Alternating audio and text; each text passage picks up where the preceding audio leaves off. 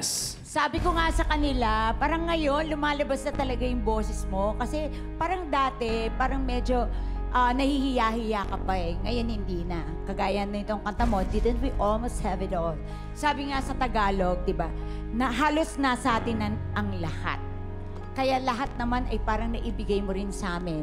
Sa tono, sa ganda ng boses, sa pagkakabigas, lalong-lalo na sa emosyon. Kaya para sa'yo, Angel, isang A. A, sintado mo lahat. Ako naman, hindi ako nag-agree sa sinabi niya na ngayon lumalabas na yung boses mo. Para sa akin, dati pa man, na-manifest mo na sa amin na talagang eto yung boses mo. Powerful at saka malaki ang range ng boses mo. Ngayon, kasi honestly for me, I do not take Whitney Houston songs lightly. I mean, I consider her songs, kumbaga, very sacred for me. Ngayon, sa performance mo, I really liked it somehow because it's a different kind of arrangement. Kasi para siyang ang approach, para siyang rock. However. Oo, may however. Para lang hindi ko lang siguro ma-jive yung song na Didn't We Almost sa rock. Hindi lang siguro ako matanggap kasi nga Whitney Houston song eh. Whitney Houston song eh. But anyway, great performance pa rin para sa akin. Thank you po.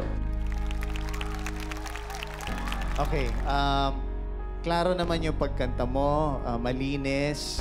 Despite malinis yung pagkanta mo, ang hinahanap ko pa is yung bato pa ng boses mo. Kasi kahit na malinis yung notes, parang pag tumataas yung notes, na sumihina rather than sumisigaw talaga. Especially in a contest. So, parang hindi ko naman sinasabi na dapat laging ganun. Pero when you started, eto na-notice to ni Miss Ai, when you started, even your soft talagang nagpo-project agad. And then kapag tumataas na, parang lumiliit ng lumiliit. Because you're playing it safe at para ma-hit mo yung note, which is good. Pero siguro ask pa Miss Jai kung paano pa you can still hit the note na stable as you did kanina, pero mas bumubo ka. So, thank you. Thank you po. Thank you, Clash Panel, and thank you, Angel D. At this point, isang importanteng desisyon ang kailangan mong gawin. Mula sa mga Clashers na maglalaban-laban tonight, isa ang matatanggal. Ang tanong namin sa'yo, isa sa kamay mo ba ang pagpili ng makakalaban mong Clasher o hahayaan mong randomizer ang pumili? Ako ang pipili. Alright, si Angel D ang pipili! Yan ang gusto ko sa mga Clashers natin. Talagang matatapang na.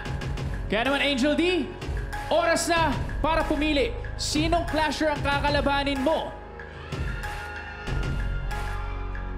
Ang kakalabanin ko po ay si...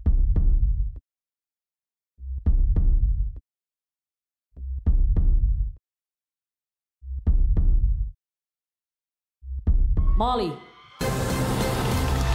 Molly! Please, join us here!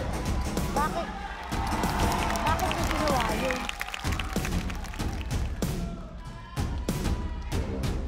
Molly, ikaw ang susunod na magpo-perform. Ready ka na? Okay!